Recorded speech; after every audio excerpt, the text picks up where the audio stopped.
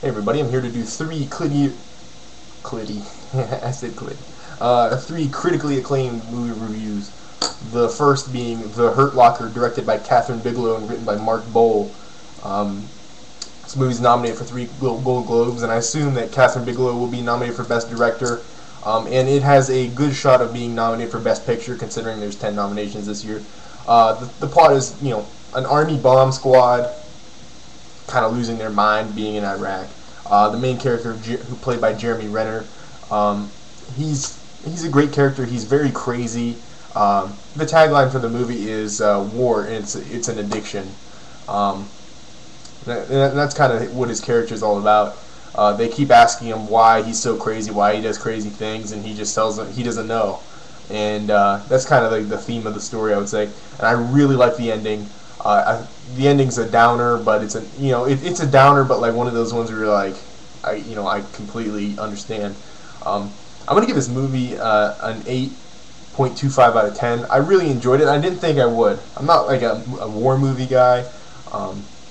This isn't really it's a war movie, but it's not like, there's not like skirmish fighting or anything like that. It's really tense moments, and so I suggest 8.25 out of 10. Probably nominated for an Academy Award. That's in at least one or two categories. The next movie I'm going to review, An Education, starring Carey Mulligan and Alfred Molina and Peter Sarsgaard. This was directed by Lon Scherfig. Okay. This movie is a coming-of-age story about a teenage girl in 1960s suburban London and how her life changed with the arrival of a playboy near twice her age. That's it. It's wonderful. It really is, because Carey Mulligan, I'm gonna see how old she is for you.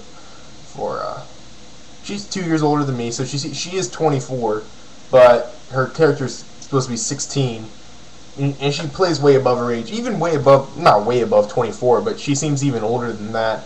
In a lot of ways, not in a ridiculous amount of ways, but in a lot of ways.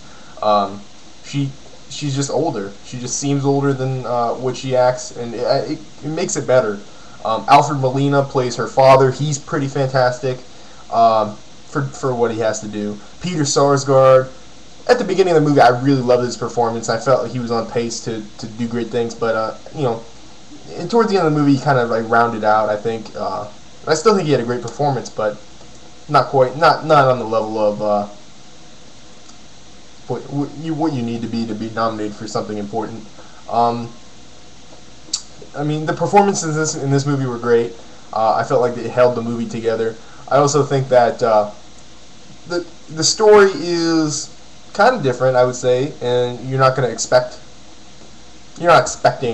some of the things that happen, I guess, or maybe you are. I don't know.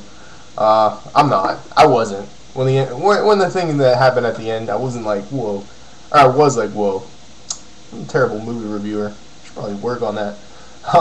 This movie, the dilemma is college or marriage, and the parents everything is reacted to in a different way than what you're normally seeing in movies, and I think it makes for a really great film.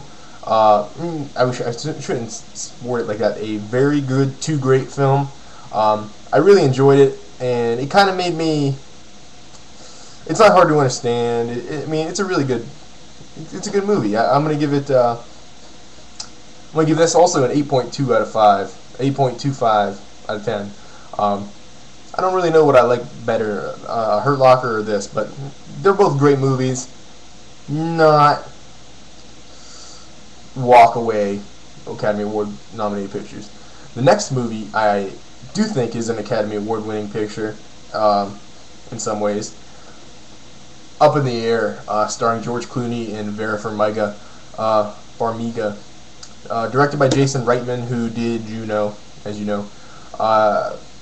This movie is just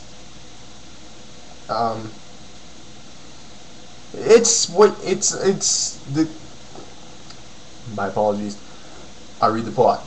With a job that has him traveling around the country firing people, Ryan Bingham leads an empty life out of a suitcase until his company does the unexpected, ground him. And that's not like some like little roundabout. His company is actually going to ground him from flying around everywhere. The Anna Kendrick, who is the girl from Twilight, so you might remember the funny one, she comes up with this idea to have everything worked up. They work through the internet basically, and so he's really pissed because his life is flying. You'll get to know that real early, and it has a lot of good performances here. And the thing I really liked about this movie is they kind of had like testimonial type deals, not quite, but while he was firing people, you saw those people and how they reacted, and I felt like that really brought through like what a real firing is like. I wouldn't react like that if I got fired. I'm not a person that cares about things like that. But you saw a lot of emotion from a lot of not necessarily no name, but I have no idea who any of those actors are, except for Zach Galifianakis has a small part. J.K. Rowling has a small part. Why I say J.K. Rowling? Oh my God, J.K. Simmons. And there's a few other people. Danny McBride has a part here where he plays George Clooney's sister's fiance. Danny McBride from Pineapple Express, Red. This movie's great. I love, the thing about this movie that I think keeps it from maybe being the best picture of the year is it's not long, it's just, it feels like it's fucking 4 hours long. It has 9 different ending points. It is the Lord of the Rings 3 of great movies this year.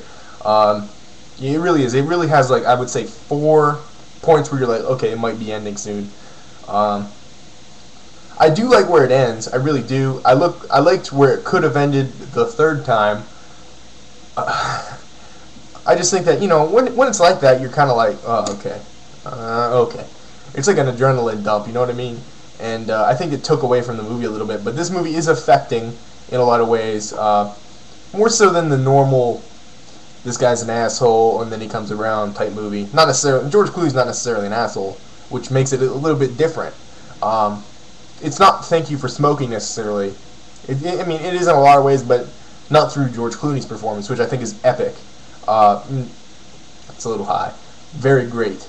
I think that this movie is my second favorite movie of the year. I think I would have to review things critically speaking. So I'm gonna give this movie a strong 8.5 out of 10. I might have to watch it again though. So let me know what you guys think about Up in the Air, The Hurt Locker, and An Education. Let me know what you guys think about my reviews. I know this one's a little spotty, but 3 reviews in 1 video. You can bear with me, I assume, and take it easy. So during my rambling portion, which is right now, I think my running tally for Best Picture, I have these 3 films, Up, Invictus, I know I saw another one. I can't think of it right now though. So I think I got half of them. I know I've seen a lot more than that, so I gotta really look through it. But I've seen at least half. Inglourious Bastards, that's there. So we're looking at I wouldn't say a heated Oscar race, because I think the winner will be made clear like it was last year through momentum. Because it's really not like, this year is not, like I said, an 8.5 is my runner-up. That's not good. I gave Slumdog Millionaire a 9.5, or 9.25, I gave The Wrestler a 9. That wasn't even nominated last year, so we're not looking at the kind of year that we had last year, but hopefully some of these other movies will be great. I need to see 9, although I heard really bad reviews. And so I doubt it will be nominated for anything other than acting awards.